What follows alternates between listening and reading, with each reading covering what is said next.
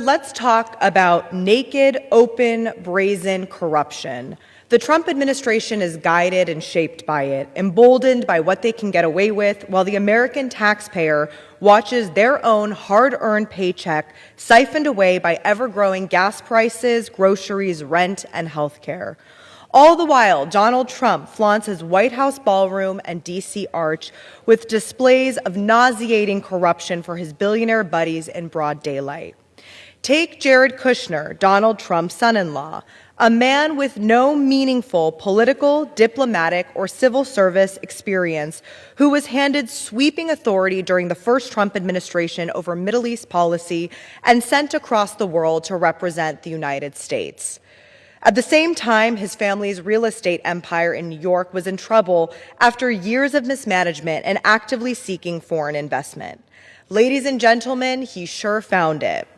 Kushner was shaping U.S. foreign policy while simultaneously building relationships with foreign leaders that would later become financially valuable to him, personally.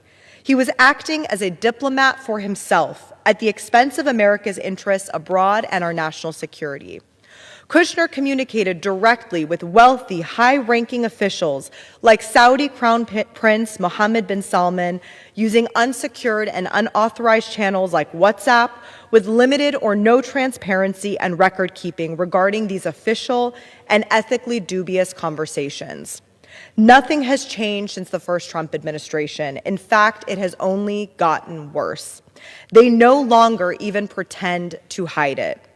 While Kushner and Trump ally and billionaire friend Steve Witkoff meet with Gulf countries about matters pertaining to U.S. national security, they are also directly involved with selling massive billion-dollar deals to friends and family of the president.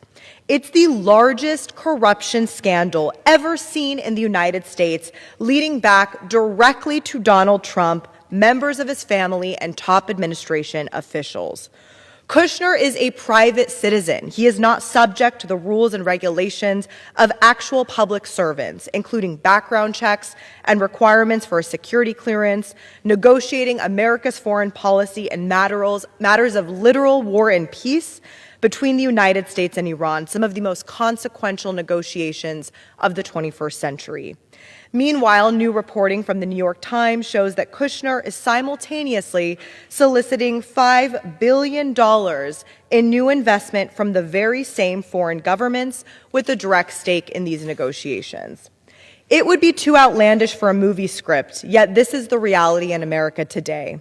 An elite ruling class which makes policy decisions based on how it will affect their personal bottom line and using taxpayer-funded government to get rich at our expense. I mean, Trump is literally suing the IRS, which he controls, for $10 billion. Money straight from the taxpayers into his own pocket. But there is hope. All across the world, people are organizing and uniting against corrupt leaders who view government as a tool to enrich themselves and their friends. In Hungary, after 16 years of democratic backsliding and a state molded into a piggy bank for the elite, a broad coalition defeated Viktor Orban, despite him literally doing everything he could to rig the system in his own favor. Hungary shows us that there is a path forward. Follow the money, take no vote for granted, and make corruption shameful again.